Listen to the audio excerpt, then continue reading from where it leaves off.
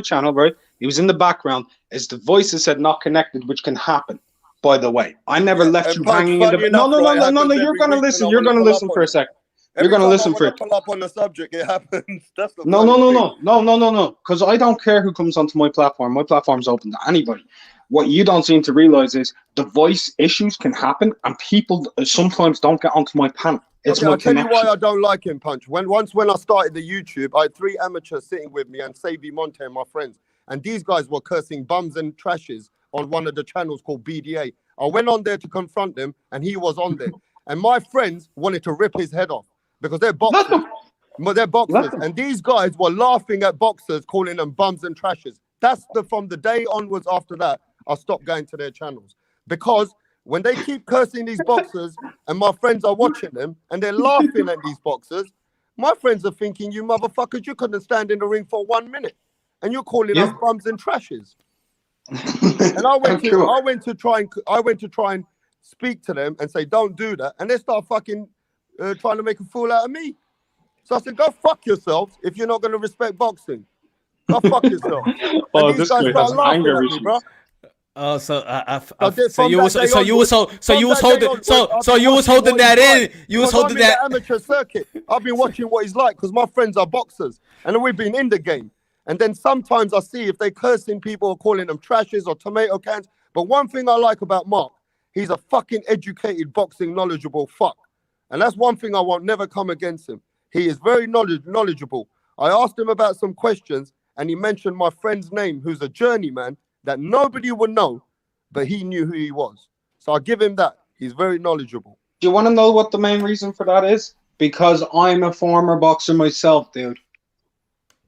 Yeah, but you know what I mean. When they were dick riding, calling those boxers trashes and that, I had friends in my house, bro, watching you guys. Okay, cool. Bro, I don't. Let me. I'm gonna tell you, right? People are entitled to their opinions, right? If you don't like me, I don't really care. I don't know you, but you saying you were gonna beat the shit out of me, and I'm a fat cunt and all that shit. No. I said, don't think you're gonna threaten me, and that you're gonna. I didn't threaten you. You threatened me. Okay, good. Because you actually threatened me. You said you'll come over here, go lethal. If you think boxers are trash can, tomato cans, I promise you something. We will definitely come to sort that problem out. You and the people you're talking to. We're coming down here to sort that fucking problem out. If you think boxers are trash cans and I'll tell you what, bro. Come to the site that I live on. Yeah. You know what I mean when I say a site, give me your address, you fat cunt. Send me your fucking address, you fat fuck. I've got people in Ireland, you fuck. You don't know who the fuck I am. This is rap star, bro. I'm not playing, bro. I'll show my face. I'll show my face. Listen, I'm gonna be the voice of reason. Let me be the voice of reason here, please. Listen. Let me be the voice of reason, please. I can name amateurs to this guy. Okay, but let me be the voice of reason. Rap star, please. Let me be the voice of reason. Okay, please. Just calm down. Before I just slap both of y'all, okay? It's too early in the morning for this, man.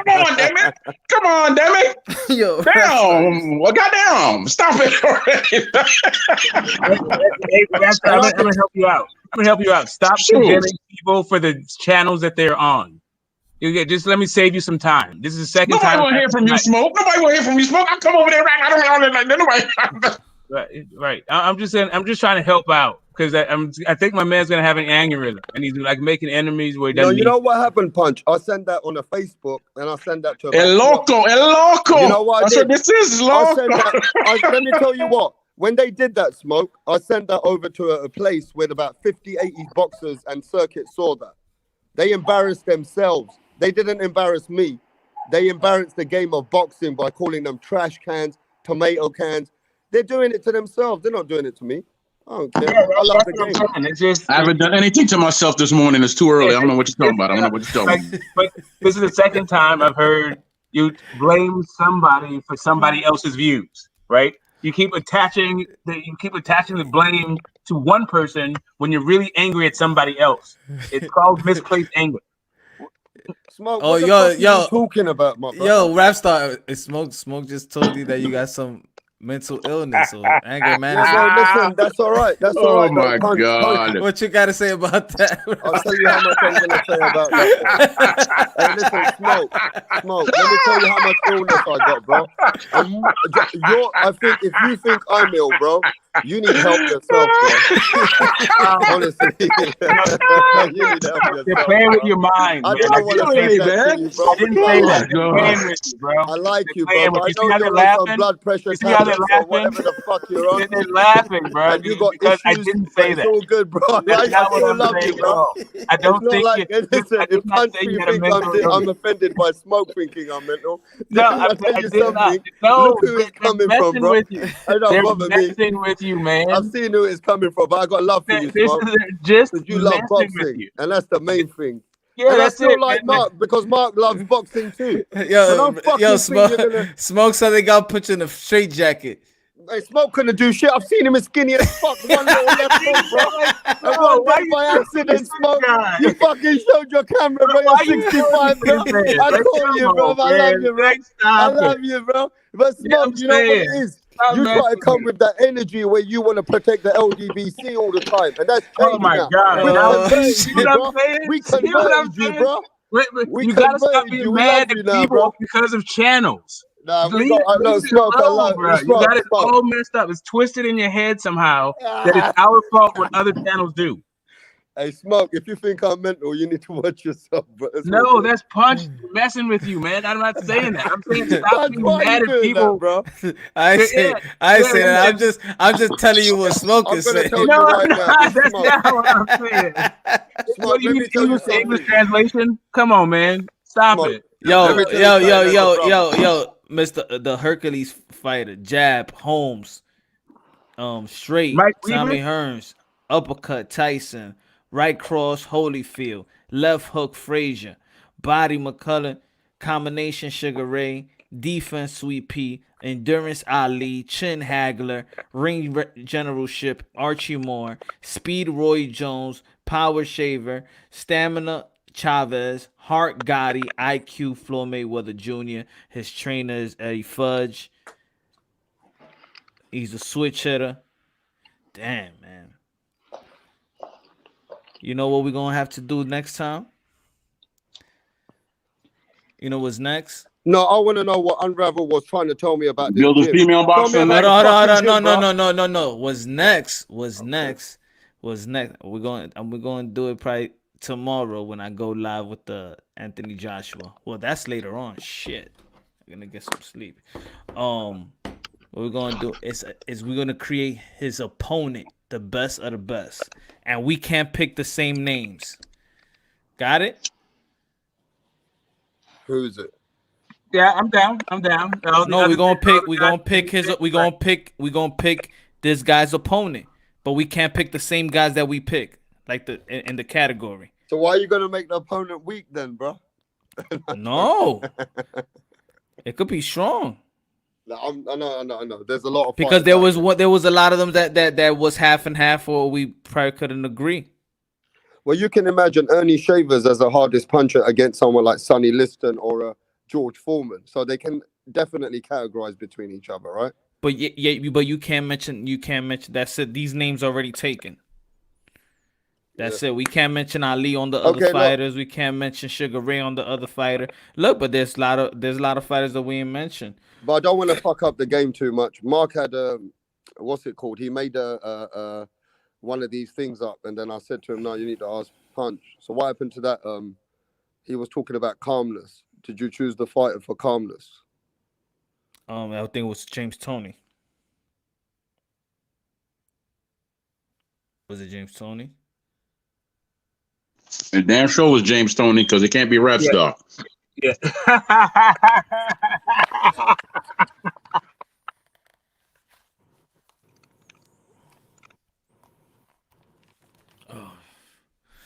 So yo, man, y'all gonna watch the fight? Good, cool under pressure, of course. Of course. What do you mean I'm not gonna watch the fucking fight? Sergey Kuzman is fighting. I'm gonna have a fucking fight soon. I'm going to fucking Ireland, bro. Yeah, Sergey Kuzman and Huey Fury are fighting on an undercard, and then also there's another fight. Marius Wach and next week is gonna be next week is gonna be Huey Fury. Next and week then is Sergey Kuzman and Bacoli. Next week is gonna be good too, cause next week on Friday it's Triple G. Then on Saturday, it's Canelo Alvarez. You got Boost Ennis gonna be fighting as well. You got Eddie. You got maybe Amanda's supposed to be fighting on the 17th. That's Thursday. They're gonna have Thursday boxing and NBC. I don't know if she's gonna fight though. I got a question for Smoke. You know, how many of Wilder's pay-per-views have you paid for? How many did I pay for? 2. Right? Luis Ortiz was pay-per-view? I didn't pay for it. Yeah, I paid for both Fury fights. I didn't pay for it because if it's on Sky, I could stream. Okay, cool. If So you got, how did you watch if you got the rest? Android, you could watch Sky for free. Really? Now, how did you watch the rest of the fights, Smoke? You didn't pay for them. Well, the only other one was Luis Ortiz, and I was driving from LA back home at the time, so I had to catch it on the replay. Okay, so I'm sharing this stream for 5 minutes now because I just want to know this. What's the fights in America we need to catch? We got Edgar Berlanga, Shakur Stevenson. Who else? What we got? Anthony Joshua. That's in England. Anthony Joshua, Pulev, Huey Fury. We got so we got our fights here. Is there only 2 fights over there in America? Yeah, like the guy, Top Rank is when they build Felix Verdejo.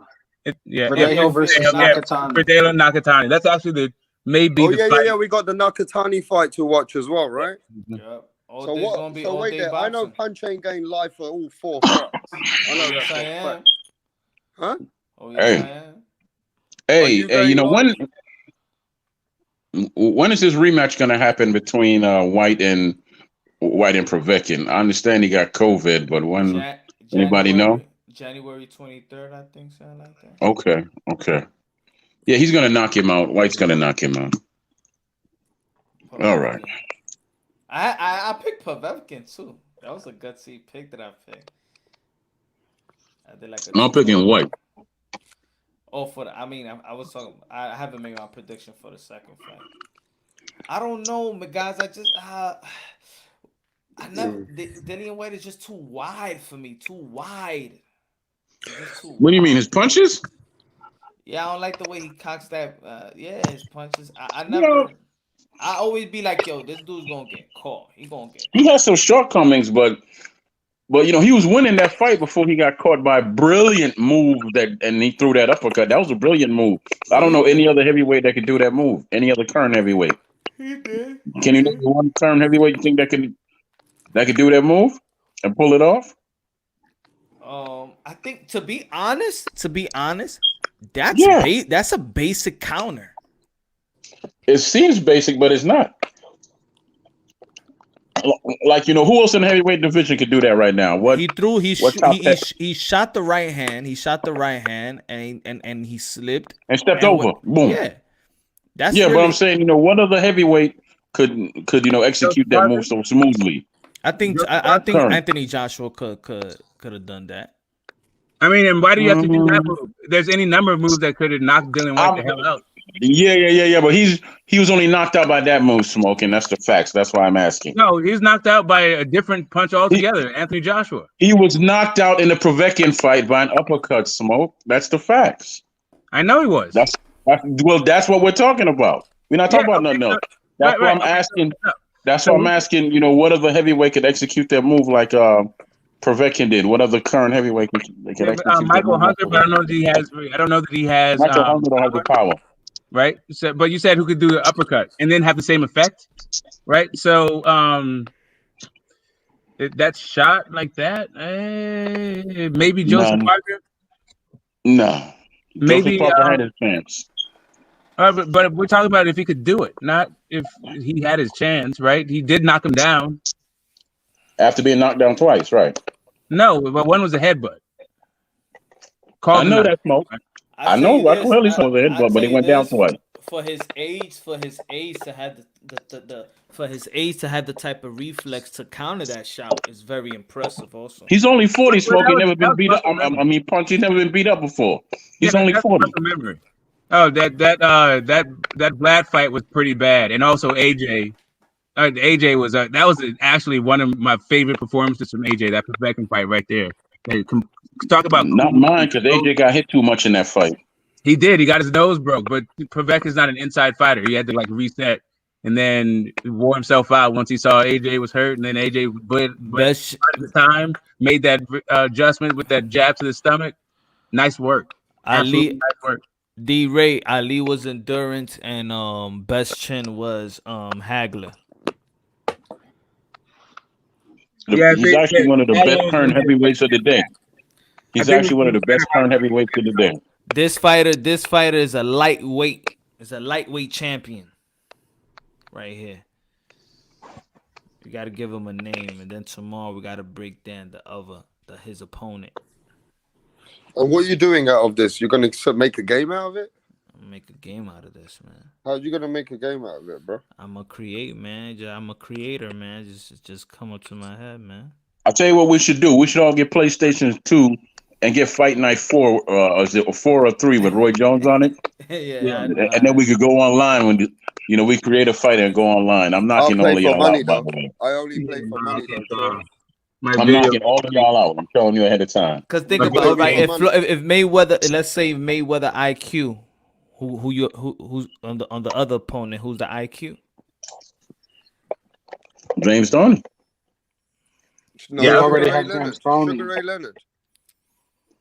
We already have Ray Leonard in the other fighter. Oh yeah. Then Muhammad Ali, right?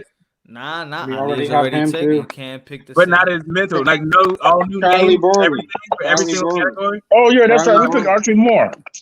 No, that's right. We picked Archie Moore. Archie Moore ready to pick. Yeah, so Charlie Borley. It's so many names in boxing. We can't pick the same name. Charlie Borley. Okay. We already got Charlie Burley for defense. No, we lose that. Oh, we lost. Yeah, so Charlie Burley. There you go. That would be interesting, right? To pick an opponent, right? Without picking on the same name. Yeah. Hey Mark, I'm gonna take it back, man.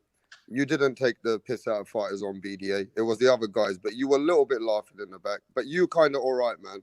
So I'm not gonna. I was making fun. I was calling. I'll be straightforward. I was calling Dave Allen a bum because me and him have beef. I've met Dave many times. What's the problem, bro? I'll put you on the phone with him. I swear to God, I would. What happened? You don't need to get me on the phone when me and him have a little beef of our own. That'll be sorted. Let's just say he's a gambling cunt that I don't like. Yeah. Anyway, it was the other guys were really doing a lot of bullshit, and I didn't really hear you. So I'm gonna take that back, Punch.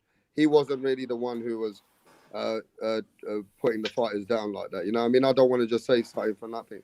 And look, Mark, let's start again, bro. I don't want to come at you. You got really good boxing knowledge. And no. Hey, Punch, I learned from people. So at the end of the day, Mark, don't just put me on the back seat, bro. If I come to your channel or something. I haven't put you on the back seat. I literally explained it. The voice, right. Punch, you know the way sometimes people will pop on and they'll say the voice is not connected and you can't add them to the stream? Yeah. That's what happened, Rapster. Okay. I'll try and come. That's why you put me in the background on your stream for no reason. Nah, man, I've been in the backyard. I've been in the background on your stream for like 45 minutes too. Like, man, you just talk and talk. Yo, what's the video? You said on your video you say you blocking everybody. Everybody show you don't give a damn. Free smoke every day. So that's what you said. No, to Mark. Oh, okay. Yeah. Everybody the new Unravel boxing rule. Yeah. My platform's completely free smoke.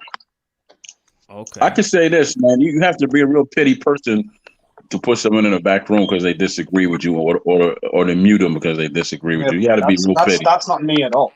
That's not me at all. Like I don't actually mute people even on the platform. But Troy, what are you supposed to do, right? I think people wish I mute people. Yeah, but Punch. Listen to this. I had a really great show yesterday. I had my friends on, I had my cousins on, I had D. Jefferson, Punch came on. And then Troy, I gave the chance to this guy called Fake Money. So I kept giving him a chance. And then they said, don't give him a chance. He doesn't talk properly. He doesn't. So I gave him a chance. And then he starts screaming at one of the panelists. And then I told him, calm your fucking ass down. I'm going to give you a chance to talk about boxing. And then he promised me again. He went, Rapstar, okay, give me a chance. I'm coming back on. And then he went screaming again like a little bitch. You can't. Okay, that's different, Rapstar. Listen, Punch. You can't let some people on the panel because they don't know how to talk. Yeah, well, rap star, that's totally different.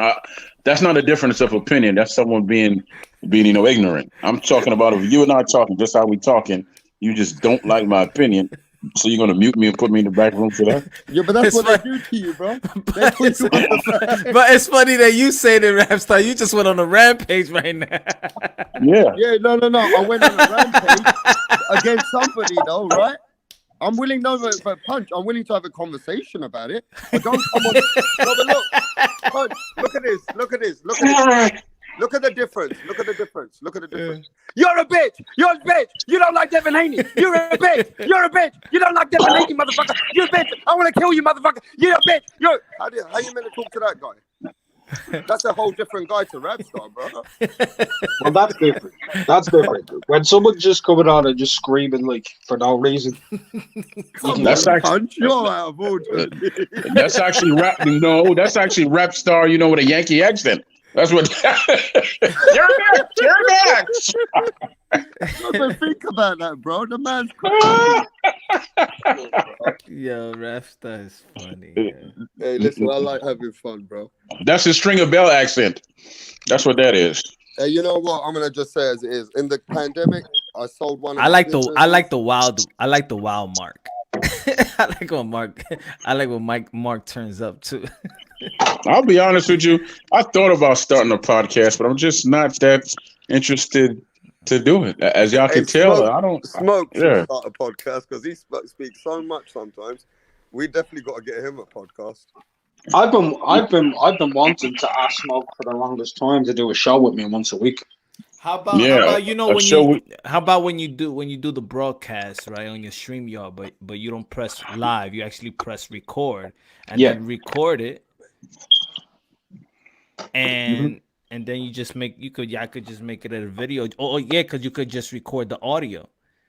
Like let's say the podcast I use Podbean, right? I use Podbean to distribute it to Apple, Spotify, Google, iPlay, whatever, all that shit. That's what I wanted to do that, like when I do the live show and turn the live show and then record the audio and then put it on the pocket. But if I look at this shit is 9 hours, so I can't even do it. Yeah, well, to tell you the truth, Punch, I finally got the name right. I ain't confused you. Okay, Punch. I think a lot of these podcasters, which I'm not even going on a lot, I just got you and Myron, they just take themselves too seriously, man, and they out of pocket sometimes. So I just, whatever. It's not that serious. We're just talking boxing. You know what I mean? Because some people do the channel for self-soothing or to be right. I do it so it's mine and I'm right. And not, I mean, with me, it's like I like it's like a community, you like listening to other people, give your point of view, be enlightened. And let's say like when y'all giving me names, I was writing the names that y'all was giving me that I don't know. So then later on, I'm gonna go check on my boxing flick, watch some old boxing, and educate myself. You feel me? Yo, Punch. One of the names I said, please watch him was Ishmael Laguna. Just please watch him. No, I didn't write this one. Ishmael. Did I hear correctly? You said you've been wanting to do a show for a weekly, Mark? Yeah, I'd like to do a weekly with you where you and I, we just record off air. I'll come with topics that we can discuss. I'll tell you beforehand and everything. That'll be interesting. I don't know what. That'll be interesting. You got the straight man. And I'll do it. Hold on. That'll be interesting. The man who... No, I'm saying that'll be interesting because of your two different personalities. You the straight man and Punch is the man that he's a politician. He doesn't answer questions straightly.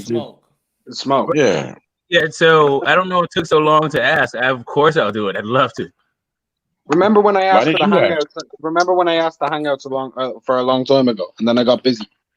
Okay, that's what. Well, no, I don't remember, but if that's what happened, then cool. That's how we got back in contact on Hangouts. All right, cool. What's the name of the show gonna be? Truth and Consequence, or it'll be something. Yeah. I'll let Smoke pick it. Okay, then you'll never get an answer. Then okay, good for you. We can call it Wilder than Kush. Let me Ebony and Ivory. There's any number of ideas, but Troy, I don't know what's happening to your memory in your old age, but I swear, you'll ask me a question, I'll answer it, and you're like, I never got an answer to my question. I'm like, dude, like, what is the matter with you? You've got to take like some ginkgo biloba or something. Like, visit somebody that's going to help you with your cognitive capacities. I think you're losing it. I don't know what's happening to you because you told me the other day that you're 6 months older than me. Do you remember that? Oh shit! I remember hearing that. That's some knowledge there. That's some memory right there. Yeah, okay. Well, you can't remember what Giuliani was known for then. No. Do you remember telling me you're 6 months older than me? Whoops. Of course I do. Yeah. My memory's fine. It's your memory that's the problem. You just remembered it because I said it. Okay, why would I not remember? Didn't I tell you I was older than you early in this conversation? Why would I know that? No, you didn't. No, it wasn't this conversation. It wasn't even this show. Oh yeah, it was earlier today. I said when you put your camera on and talked about how beautiful you were. God. It wasn't this show that you said that to me. No, it was not. I'm older than you, but you look like my grandfather. Was my exact words. But see, you're too busy talking over. Punch. Well, your grandfather's a handsome man and a very wise man. My grandfather's been a corpse since God bless him. 1989, dude. Like, get out of here. Hey, I need to ask something. I didn't hear you, Punch. I'm sorry. Damn it, Smoke. I didn't hear you, Smoke. I'm sorry. What'd you say, Troy? Yes, sir. I want to ask Punch. Have you got any interviews coming up in the near future with any fighters or anything? Not right now, no. Okay, because all of a sudden you put a fighter on and you don't tell no one. It just comes on that day, and it's like, do they approach you like just within a day or two, or it just comes from anywhere? I mean, let's say I'll probably like send an email or a message, and then they'll hit me. Then they hit me up, and it's really because these boxers sometimes they got a busy schedule, so I just whenever I tell them whatever is convenient to them, and they'll give me the time. So I just try to accommodate them. Well, the next time you have what do you guys think of the Unrivaled Smoke show? I haven't seen it. Yeah, Troy, what was you gonna say? I was gonna say, Punch. The next time you have a guest on, tell us in advance if we should get on the panel or are we able to speak or not. So this way we'll decide whether or not we could come on. No, I'll let y'all know. If it's just an interview, it's by myself. If they want to jump on the panel just off the rip or whatever. Let's say, for example, like I would like to have another interview with Boots because he got an upcoming fight this week. I wanted to have an interview with Tim Tszyu. Yeah, Tim Tszyu. Cassius' son. Don't say that. He's got his own name. Yo, by the way, I want to have it with my guy that I've been that I vouch for. He messaged me, but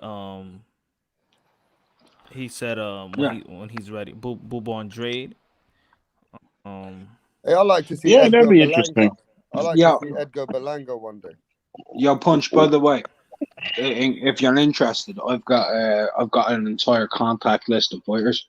Like I was gonna do interviews, but I decided not to because that's not the route I want to go down. Oh, okay. So if you want, I can send. And these are a lot of like UK fighters. A lot of them. I think they're more humble into answering. To be honest, like Conor Ben. You ever thought about getting him, Punch? Conor Ben. I've got a contact number for Conor. Oh yeah. Yeah, you already know him. I've got contacts for Callum Johnson, Billy Joe, etc. I've got somebody in the Conor Ben camp, but the thing is, you should really look up Pepe Carrera, Punch. You should really look him up, see if you get him on. A lot of great stories about Sugar Ray. So put it this way, I really wanted to do the Wednesday, the Fighting for God, and I had a couple boxers that it would have been a good surprise, but then the last minute they're telling me, "Oh, my fault." So I'm like, there was like 2 weeks in a row, but I had it like set up like I know, but since I get that sometimes, that's why I don't like to promote it, like because then in the last minute. Did you reach out to Angel Man Freddy about Wednesday? No, I was. He's a preacher now. He's a preacher or something now in the church. So the first, all right. So there's this Peter Quillen. He wants to come on. He wants to be. I want him to be the first one because we Who's spoke Peter about him. Chocolate Clinton? Yeah, Kid Chocolate. Yeah. And he has this Bible study group with him, Okay, Andre Berto, Austin Trout. That's cool. That's cool. That's very cool, man. What is Berto doing these days? Well, Andre Berto's more of a 7-day Adventist. No. I'm talking about boxing wise. Punch. I'm talking about boxing wise. What is he doing? Well, I think he's not retired. I met him in Vegas. Okay. I met He's Andre not retired. Berto. Also, right, Punch. He's Punch. doing like a I know he's cooking Haitian. You channel know, or does he something speak Spanish? Nah, Right. nah. No, does he speak Spanish? Nah. No, he don't speak Spanish. I Okay, think well, I speak a figured he little did bit of because he was French. Haitian. I think he speak a little bit French. Okay. Right. You know, back in the day, I was thinking that he would go over to the UFC too, because you know that's where that's in his background. His father was a great fighter, from my understanding. I think his family started out kickboxing and all that. That's true. There's who else told me he was gonna show I contacted J Rock Williams, you know, to talk about his Islamic faith. Yeah. Do you know who you should get as well? Ishay Smith. Oh yeah. Yeah, Ishay is really easy to get in contact with on Insta. Yeah. Well, so yeah, I want to do if he is a trainer, just but a boxing coming from a boxing and what their faith did, you know, and I had a bunch of questions just to ask them about, you know, being a fighter and then also being a, you know. If you want, as far as like trainers go, I can try and see if I could get you interviews with Jonathan Banks and James Ali Bashir.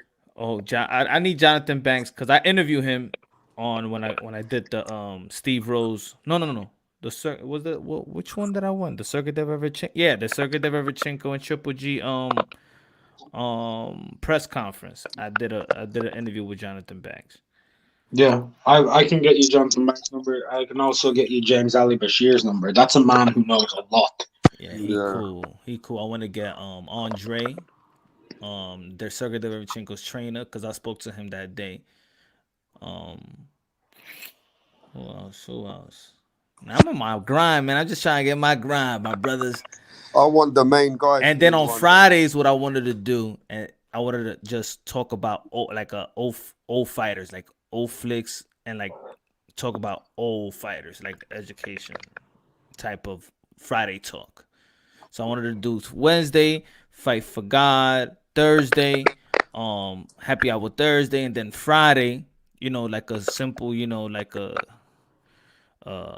educational, and then you already know Saturday's always fight night. So I'll do the live commentary. Yeah, but you're doing live commentary all day today. Yeah, man. You got 4 fights to cover. Chris Copeland fights today too. I've only got 1 fight. I'm only covering Joshua and Pulev later tonight. Yeah, man. Oh, good looking out, Boxing Monk. My fault. I didn't even see that. I'm just gonna get under the covers. Thanks. I'm waiting for the Bible study. Yeah, I'm trust me, my brother. Thank you. I'm waiting on a couple people. There was like I said, there was supposed to be a couple people, but then in the last minute they backed out, or they were too busy, or they had to do something. So every time when I'm about to post something, then they'll hit me. I'm like, I don't want to post, and then, you know, I could do it myself, but I just wanted to be more like boxing personnel to give them their life, or we could be in a panel, but we just got to be talking about, you know, if y'all willing to talk about y'all faith and stuff like that. Yeah, I'd be willing to talk about my faith. I mean, that's a bit weird for me. I'm multicultural, bro. I believe in God, but I believe in most faiths. It's weird. But that's what I mean. That's the power of it. You know, it's telling your experience. Your See, my family's Christian. I've got Christians in my family. I've got different people in my family. I've got people which are from another caste as well. You know what I'm saying? So, I mean, if I asked everybody what religion you believe in, does everybody have a religion here? None. Nah, I believe in no religion. I don't. And you, Punch? I believe in religion, but I don't follow a religion. What are you, Mark? Catholic? But no, I'm Christian. Okay, so he's like my brother who's a Christian. What I say, my there is some ground, some standard that is based off Christianity and Islamic, because I study Islamic faith from 15. Oh, you did? Yeah, I was a rebel. So you don't have to be a Muslim to study Islamic. Is that what you're saying? For me, I would study Islamic. I at the age of 15, 16. My family, they Christian, so they didn't like that I wanted to convert. Did you convert? It was hard for me in the beginning to convert because I had a tattoo at a young age, and some mosque didn't let me in. Okay. So there was only this little mosque that let me in. So they judge you. Yeah, they judged me. And So there's what like? another big mosque in 85th Street between 3rd and 2nd, and they could only let you in. They only let me in on Fridays. What, but other days, is that when the convicts come on Fridays? Only joking. No. On Friday, that's when they let the public in, like for tourists, because it's a big mosque, right? And they let the tourists in. But I'm like, I'm not there to be told. So what had me with the mosque was that it's almost like they pushing me away instead of accepting me, So I just got tired of like that pushback with the tattoos and shit like that. So you left it? Not that I just started studying myself or with other brothers that, So what are you now? I just got a personal relationship with God. So you don't believe in any religion anymore? I believe in the religion, like what other people, like I respect the religion. Like I could go into a church and do, Baptist church or Pentecostal, like with my family that they Pentecostal, and I could still, and I could go to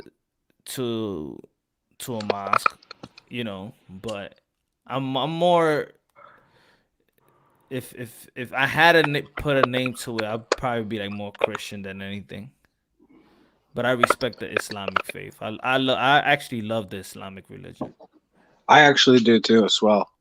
What, you love the Islamic religion? I have a lot of respect for it. Yeah, a lot of respect for it. I've studied into it. Like I haven't own personal study. It's quite a beautiful thing, actually.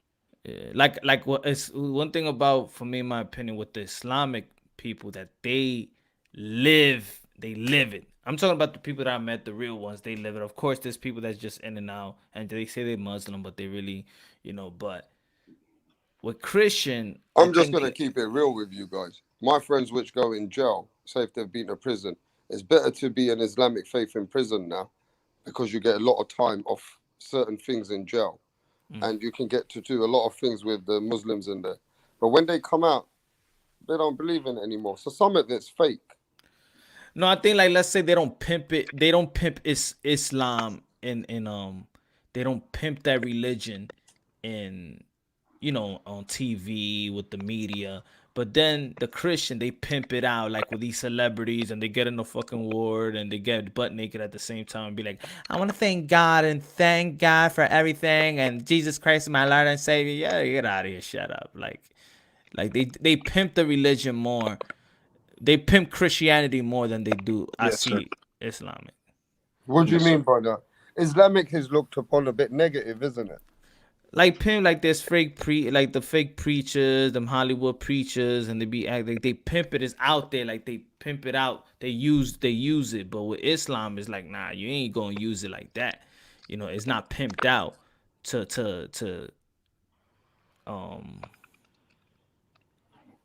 What do you mean? What do you mean?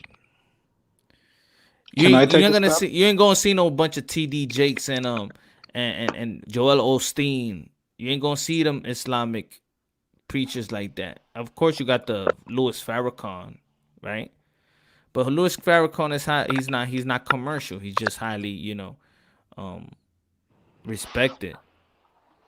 It's more sacred to me than I just see it more respectful. Yeah, but if you're gonna say that on your show, what about the Sharia law? I'm reading something now online. Why is the Islamic faith want to make their own laws, which is totally nothing to do with the Western world? How do you feel about that? I'm all right. I'm all right with the laws. I'm all right with people. If people live by the law and respect their laws, I'm all right with that. I don't know, but how do you feel about that, Mark? That they want to have their laws in the United Kingdom amongst their own culture. Yeah, but it kind of like a Sharia law means that they can have a certain way of having laws. Like, let's say, they can do certain things to a person who is convicted, but it's totally things that you ain't used to in the Western world, and things that they do to women that you guys ain't used to in the Western world. If these laws take place, well, that's their thing, isn't it? But I do believe Jesus Christ is my Lord and Savior, though. So, yeah, you could say I'm more Christian than anything. See, what Islam was at one point, I said the story before. When I was living in my car, 2013, and it was just the point where I was just reading the Bible. I was reading the Quran, and at that point, it was like I was like making my way. That's it. I'm going to be on Muslim. I used to call myself Chrislam because I used to walk around with the Bible and the Quran at the same. That's what does it give you? Did it give you peace? Does the Islamic faith give you peace? Oh wait. The Christian was more spiritual, and the Islam was more about like life, like living life. It was for me. I was more spiritually when I was doing the Christian, and the Islamic. I just like the way, way of life was more of way of living physically, and the rules and eating and certain things. At that time, I was a vegan, so. But I was in the car, and then I was reading the Quran, and I forgot what page I was reading, and then it was just like every time I'm just reading, it's talking about Jesus Christ and Jesus and Jesus and Jesus and Jesus, to the point where I'm like, yo, like almost like that's it, I submit, like, tears rain down my eyes, and I'm like, that's it. I've been trying to run away from you for a long time, and you just keep on. You just right there on my back, like, yeah, I'm trying to leave you, but you right here with me. Got the car, man. I got my knees, man. I started praying. I'm like, that's it, man. I'm gonna be raw about this on your show right now.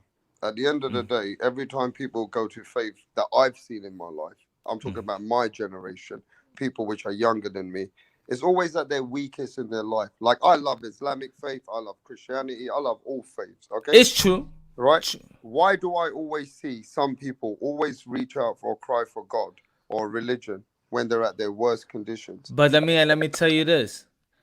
That's the best. That was one of the best times of my life. That was the best time of my life. When I ain't had nothing.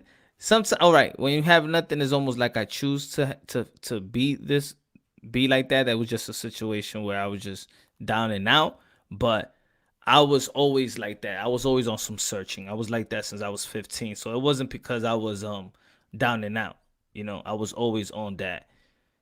In and out of not in and out. I always carried the Quran. Like if you go to my car right now, I got the Bible. Matter of fact, when I do it right here, my wife just cleaned my desk. That's what it is. But I usually have my Bible right in front of me. And that's good that you preach it anyway. But I'm talking some people. Yeah. When they down and out, because remember, Jesus Christ comes from the sickness and help. It doesn't say that he comes for the riches and the well off. So I think it gives you that inner peace, that inner spiritual peace, where if you know something's really bad in life, you got to leave it beyond your control. Does that make sense? Sometimes you need something beyond your control, your emotional status. so that you can deal with situations in the hands of God. Because if you've got God there to lead, not just, I don't want to sound like lean on, but I want to say it in a way, sometimes it's beyond your control punch. But at least you can do the best you can and have your journey with you and your God. Because sometimes you need to let things go beyond you so you can have more of a power about yourself, if that makes any sense. What I learned with me was all that ritual and how to pray. You know, people teach you how to pray when you're Christian. I see people that's Catholic, they pray, or Islamic, they pray in a, everybody say the same thing. And I just, you know, no, not disrespecting anybody's and how they do their thing or whatever, but I just felt like having a personal relationship with God is like, God is almighty. God is not, I could talk to God the way that I'm talking to you right now, Rapstar. I talk to God like that. He know me. He know my weaknesses. He know my strength. He knows what I'm capable of. He knows what I can handle. He knows my sense of humor. God is almighty. God just want to Are you looking at your chat? How many people are talking about God right now? And have you seen some of the people are saying that they were desperate and that's when they went to God? I mean, that it sometimes happen like that. You down and out, you know, you want to ask for something. Some people lose their family. They lose their wife and kids. You can have a divorce. So I've seen all that. Look, you lose your life, and then you could lose your life. You could lose your wife and kids with religion. You know, I know friends that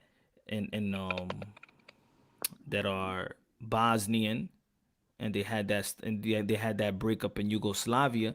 You know, her one of my ex, her father was Muslim and her mother was Christian, but to stay together they had to run away because they wanted to kill him, you know, as a Muslim. So it was crazy. Listen, whether we like it or not, yeah, at least we're into a more developed world today. Today, we're in a much more developed multicultural society and a lot more acceptance for each other's cultures. But you look at things years ago, a woman who would date another man in another culture could get killed for that. A woman who was dating a man in different... I know, okay, I don't want to mention too much, but I know a friend, or not a friend, but somebody of a friend of a friend of a friend who was dating a Turkish woman in the 80s. It's in the newspaper. He wasn't meant to be dating this Turkish woman in the 80s. Do you get what I mean? Got killed for that shit. So you can say what you want about religions, but there's beautiful things about them, but there's a lot of dividance and conquer about it as well. But that's why it's always people trying to, you know, people get in the habit of, you know, I know people that know scripture from the beginning to end, and they know how to memorize it, but that doesn't mean they have a spiritual enlightenment, a spiritual guidance with that. I could remember everything in scripture and then preach it and sound like I'm all this, but that doesn't mean you have a spiritual connection, you know. And that's what I learned, you know. I pray before I read the Bible, God, to guide me in understanding what I'm reading, you know. I don't pressure it. I don't force anything. And I learned to have, you know, a spiritual relationship as well. So if you and Mark are Christians, like my brothers are Christians, when you come across another religion, does that become a conflict? Nah, not for me. Not for me. I mean, cause I see good in everything. Like the gift is accept Jesus as your Lord and Savior, and you know you're promising the kingdom of heaven, right? To live forever and ever in the kingdom of heaven. That's the gift. That God's still gonna love you. That doesn't mean that you get the gift. He loves everybody. That's like if my child, he grows up and he start using heroin or he start using drugs, and I love him, but he can't stay in the house. But you know something makes me think different, because I live in London. Mark lives in Ireland. He's a Christian, and he tells me that there's no conflict between different religions. I didn't say that. I said not for me. Okay, sorry, not for you. But I do see conflict. I see a lot of conflict, and that's the only thing I don't like about religions. They do try to divide and conquer between each other. And I think that creates weakness in our society. But that's what it is. You just gotta gain that relationship with God. Forget about the religion. It's about God. It's not about the. I see people that they won't even try to get the relationship or seek it or strengthen it because the religion takes over, the church takes over. They have the problem with the church and they have a problem with the religion, but it's God. You're going for God. You're not going for really the religion. You're going for the relationship with God. That's better. That right there. That's the devil. That's getting in the way of making you think that this religion and it's bad and there's a lot of thing and people are trying to take the money and So is whatever God it the is. creator? Is God the creator of this whole in your mind, in your soul? Is God the creator of everything that's been produced in this world, how we've developed? Is it God? Not everything, because he gave us the freedom to create certain things, So Exactly. I don't think that he created everything. I think that he He gave us the created, freedom. but he created me. Yeah, he created me. I don't think that God, in my opinion, I don't think that God is here to reform society. He did that. Remember when he did that with the ark? He said, I'm never gonna flood the world or whatever." So I don't feel like he's here. That's why I think we see people marching. I've marched before, but I'm just saying, people, the world, my God, the world, and we need to do this and we need to do that. I'm not here to reform. He's not here to reform the world. This is rents. The world is like a studio. I'm here to finance my way to heaven, and he's here to reform our souls. He's here to reform our souls. He's not gonna reform this earth. The earth is the earth. That's it. The earth is the devil's home. In the end of the day. So The only type of like religious belief or text that I fundamentally just don't like or disagree with is Yaqub. That's the only one I'm against. Thank you, Logic Man. Thank you. I appreciate that. What do you say? Dan Long panel had a support for this one, and then the Wild and AJ topic was great too. Thank you. I appreciate you, brother. God bless.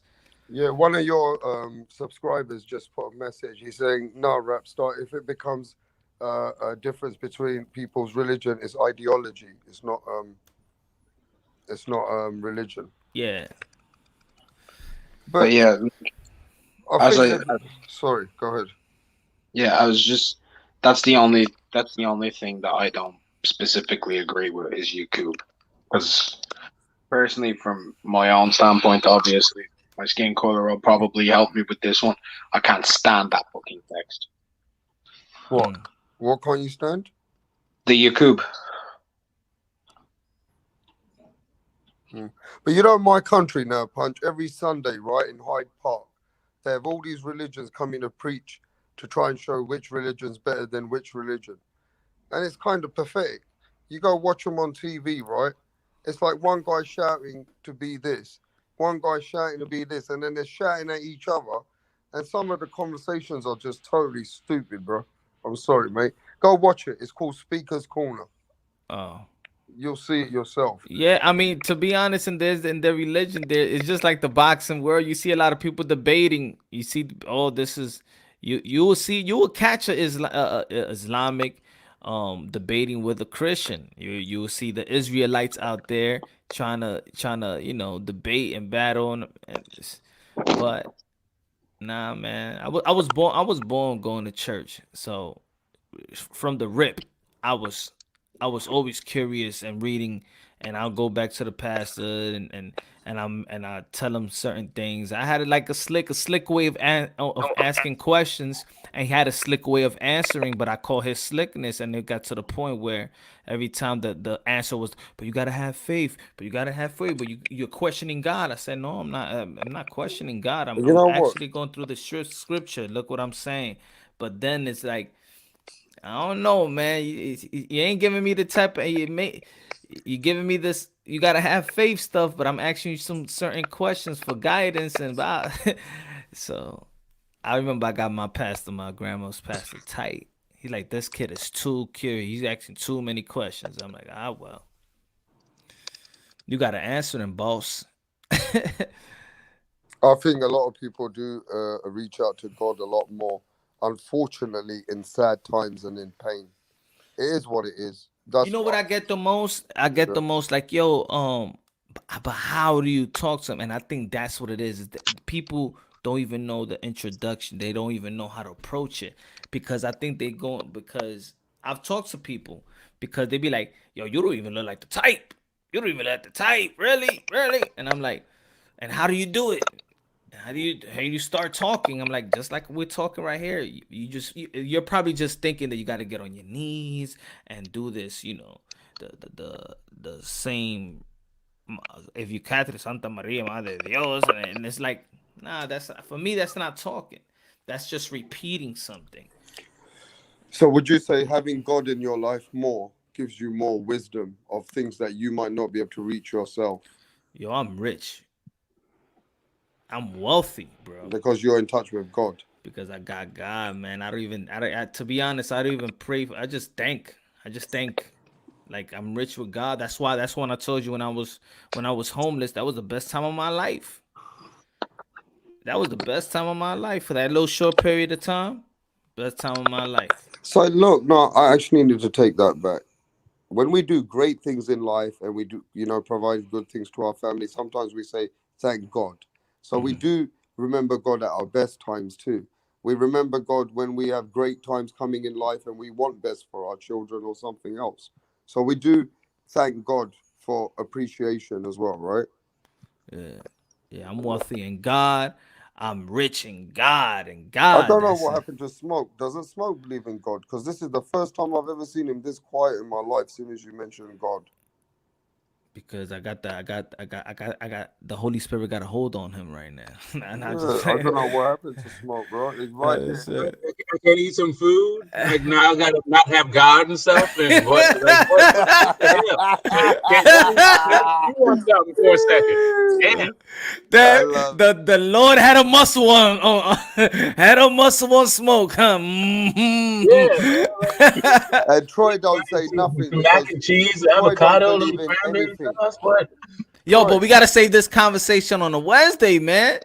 Troy, so we giving them the preview. Troy? Are you an atheist, Troy? Don't you believe in anything? No, I fell asleep. What does that mean? You don't believe What'd in you nothing? say?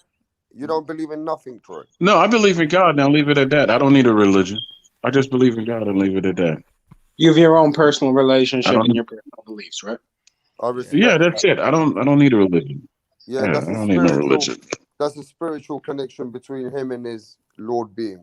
You know what I mean? That's what God is. God is almighty. He can have a personal relationship with each and every one of us and have your personal relationship. He's not looking at me like he's looking at Mark, or me and Mark's weaknesses and strength are different. And God is almighty. He knows how to handle he knows how to handle our separate personal relationships, just like he would do to you. And that, I think that's the beauty. That's the beauty about God. It's the beauty about God, man. I'm gonna be honest with you. I always get offended. I used to get offended by that when I tell people that, because when if you're asking me about God, you're asking me about God. You're not asking me if I'm a Christian or Muslim. Because the two of them to me don't seem to go together. One's man-made and one is God. They're two separate things to me. So I don't, but I don't take it as an offense now. So I just for take what it. I'm understanding, what you're saying, Troy, is you don't need to have a religion or a faith. You just need a spiritual connection between you and the God. Right. I have faith. Meaning that every day I open my eyes, I know I'm not doing that by myself. Everything that I've survived, this life that I've been given, I know is a purposeful thing. So I know it's not done by me. I mean, I have to live. Yes. Every move I make, that's basically my choice. But the things I can't control, then I know that, So you don't need to be a Christian. You don't need to be a Christian or a Islamic or a Judaism or anything like a religion to have God, right?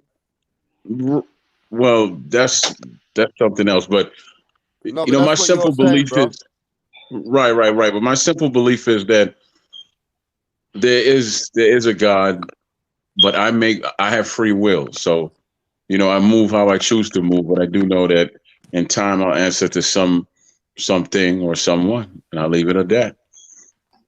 I don't get involved in anything else. I was raised as a Christian, then I looked into being a Muslim, and none of them fit my soul, so I just left it alone. I left it alone. So you went the other way around. Punch went the other way around. All right, gotcha. Yeah. Cool. But I do. I love to see, you know, what the religion, when people do follow them, you know, faithfully. And those are beautiful people, you know, in my opinion. I met wonderful Muslim. I met wonderful Christians. I met wonderful, So is there one God even then? Buddhists. You So know, is there one God for everybody, bro? I don't know, man. It's just See how God for me. controversial that conversations is. I mean, it's always going to be controversial, you know. It's always going to be, it's ought to be some kind of controversial, you know. I mean, I think when people, because there's a lot of pushback sometimes. You If know? I ask you what kind of pictures in your mind when you think about a God beyond you, what kind of picture do you see? I don't even see him. I don't even see like a person. I just feel. I get a feeling. Yeah, I get a feeling. That's what it is. Yeah. Now, let's say that time when I'm talking to Peter Quill, and then I'm like, yo, and I say, yo, pray for me. I didn't feel like I didn't feel like I really asked him the question and feel like somebody asked the question for me. Like I was just talking about God and boxing, but then something just say, yo, can you do me a favor? Can you pray for me? And then when he did, man, I started tearing, man, because I needed that. Probably I felt it. Probably I felt I abandoned God for 7 days. I know I didn't pray. I didn't speak to him in 7 days. I remember. And then when I don't pray or when I don't talk to God, I feel like I abandoned him, you know, and then I'm ashamed that, you know, I wasn't faithful to him for those several days. And then just walking, like it's like coming back into the house when, you know, you probably wasn't grateful, and I gotta face God again. And that's why I think probably the tears came out. But it's deep like when it comes, it's deep like that with me, man. It's deep like that. So it's just so let's get this straight before we, before he really gets into it on Wednesdays. God is a spiritual connection.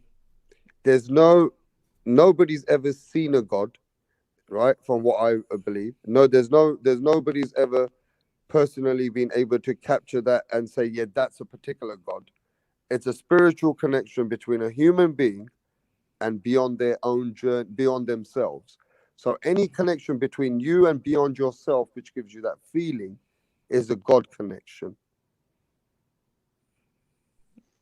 I was going to ask you a question, Punch. You could say something. Are you about to shut it down?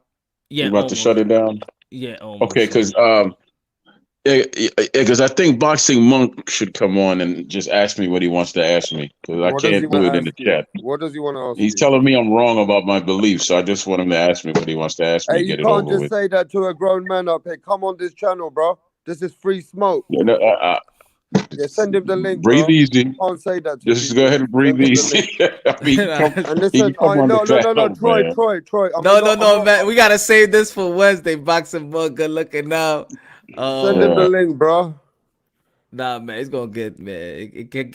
These are the conversation that never ends.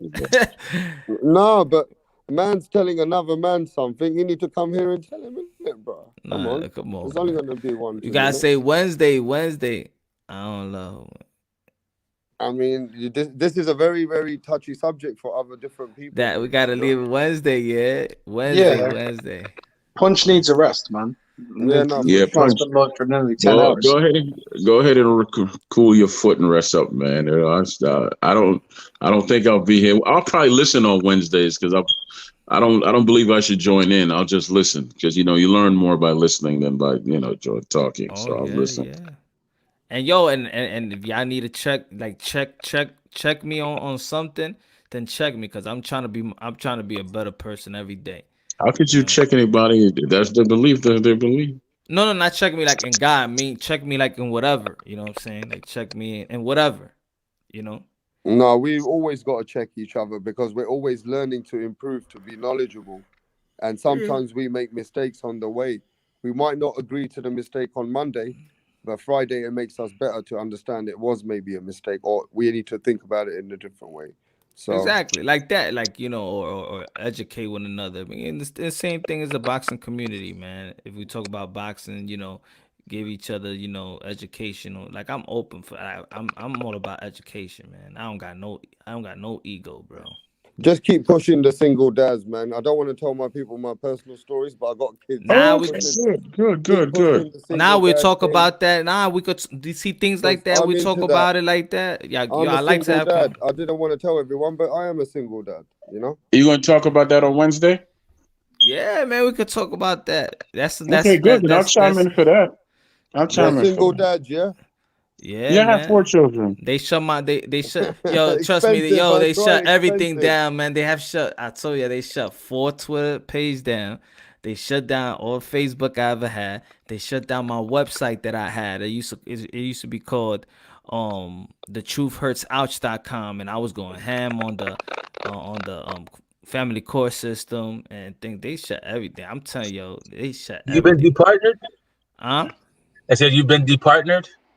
Canceled? Yeah, man. I've been canceled before the cancel culture.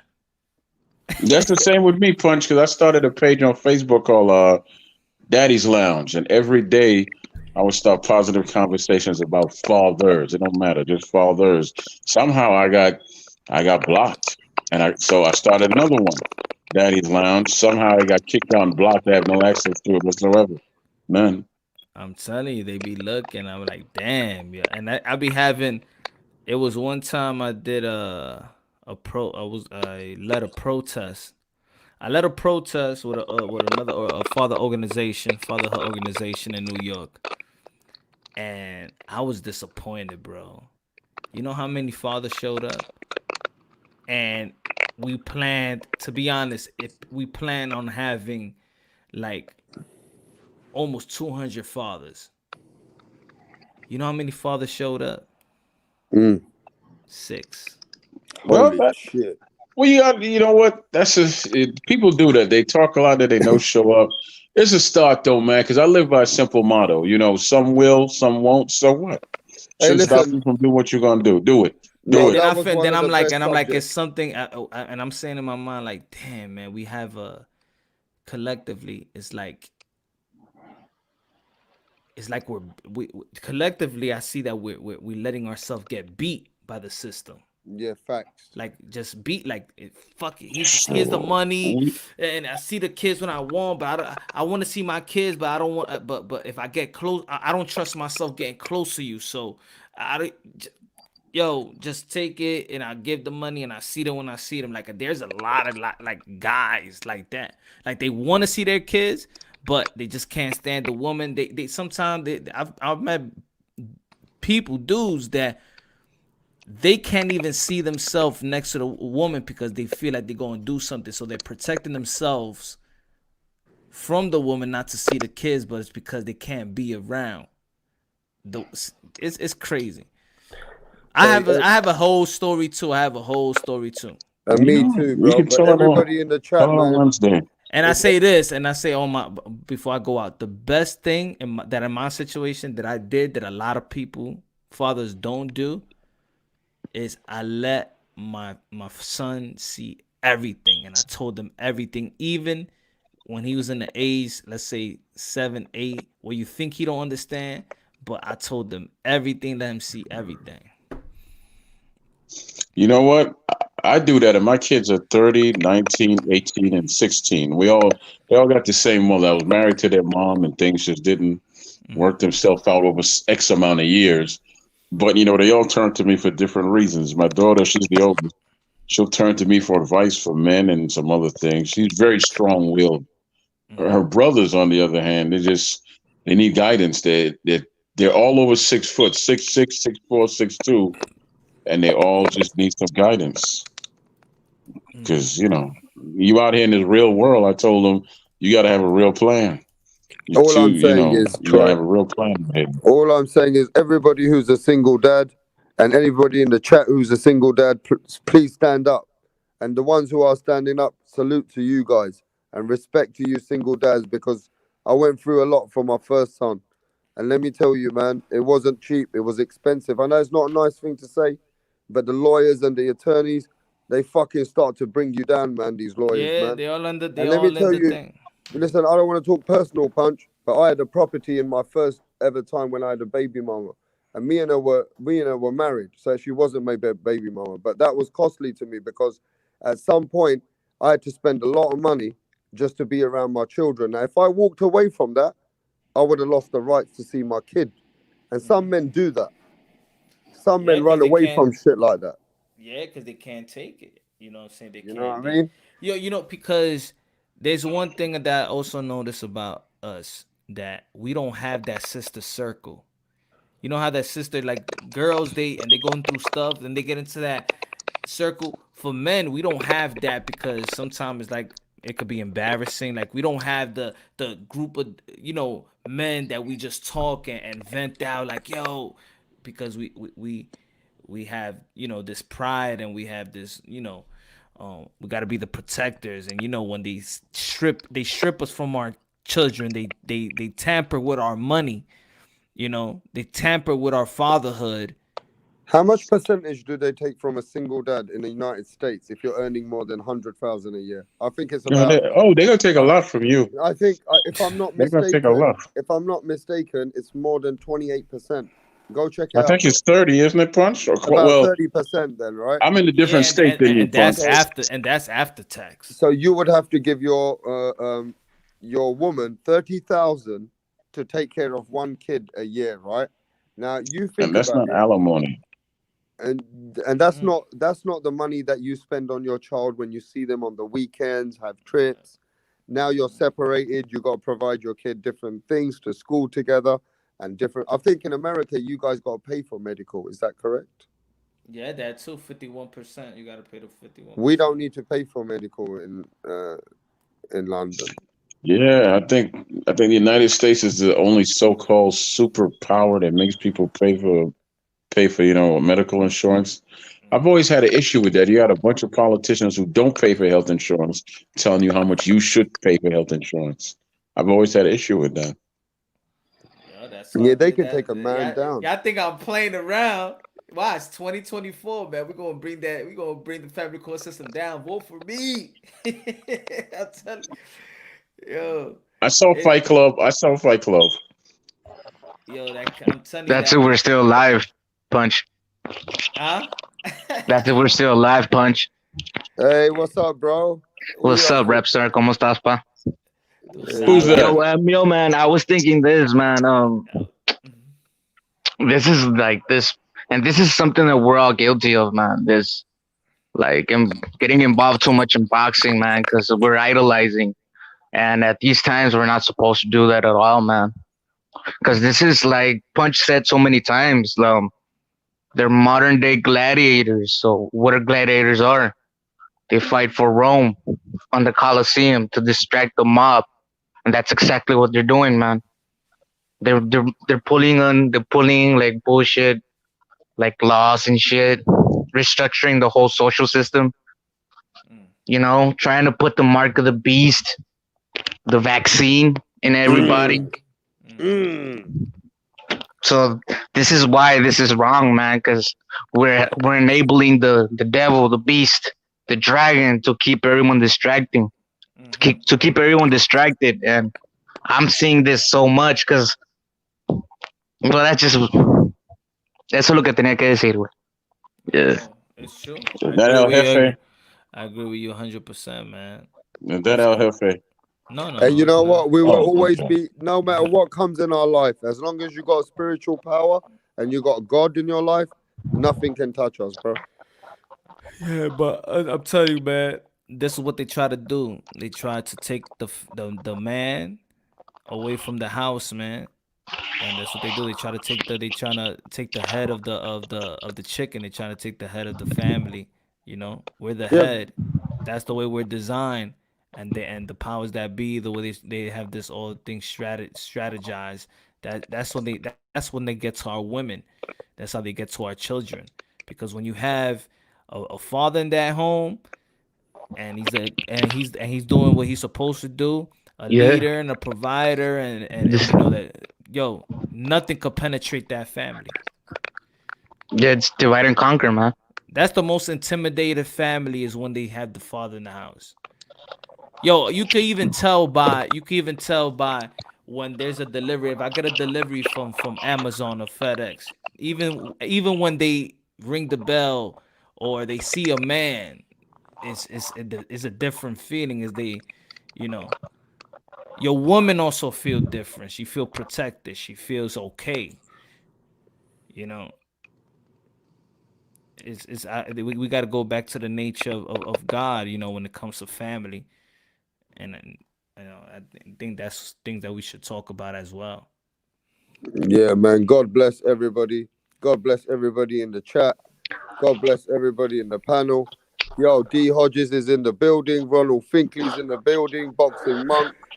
Yo, God bless go. all of these guys, man. Yo, LT, good looking out with them words, man. Yo, bro. Anytime, carnal. Ya tú I sabes, gotta mi get ready hermano. for boxing tonight. Ahora, pa. I'm gonna love you and leave you guys, bro. All right, I'm All right, guys. Peace out. take my power Good nap. night. Good morning. Yeah, Saludo, good morning. Saludos, Su mi café, raza. su Hey, pan. Órale, Anthony papi. Joshua, bro. 9th round stoppage, bro. 9th round stoppage, hopefully. I got 7. What? I got 7. Yeah. Yeah, I got 7 too. I got 7. I'm putting flipping £100 on 9th, and you're now Did telling me you say 7. ninth round? Did you say 9th round? Yeah. Yeah, that's what I think. That's what I got too. Okay, I'm betting on that round in a bit. I'm gonna bet on that round. All I right, mean, I brothers. might do 7 to 9, but I don't get that much money. But Punch, All right, fellas. peace out to you, bro. All You've right, got Punch. you All right, overdid Troy. all All of right, us, Brad. man. You've Peace been out. working hard today, bro. You overdid Rap Stars about 7 hours. You fucking gone to 12 hours, bro. Shit. I know. Listen, I'm 10 hours, man. I'm 10. hey, listen, Smoke. He's done half a day, bro. Man, I've brought up his son with Punch before. Hey, Yeah. Smoke be rocking, man. Hey, The hey, day I'm gonna what be. the I'm day gonna You be. the second one. Hey, Troy, you take it You the easy, Troy. second one that went 10 hours, man. Yeah, Huh? man. All right, brother. Yeah, you the Yeah, I'm second gonna one be that doing went my 10 little hours there, Punch. Anthony Joshua thing. Punch, I'll catch you tomorrow, brother. I'll see you later, bro. Oh, thank you guys, man. Yeah, you know who else went 10 hours? Oh, yeah, I'm gonna jump up. You know who else went 10 hours? Who? True Sports. Oh, that's Brendan or Brandon, you know, yeah, man, something with y'all Latinos. Y'all just want to talk boxing. Hey, come on, stop. I don't want to talk some boxing, baby. Okay, baby. All right, man. You have a good night. And no es sleepy, my friend. And no es sleepy.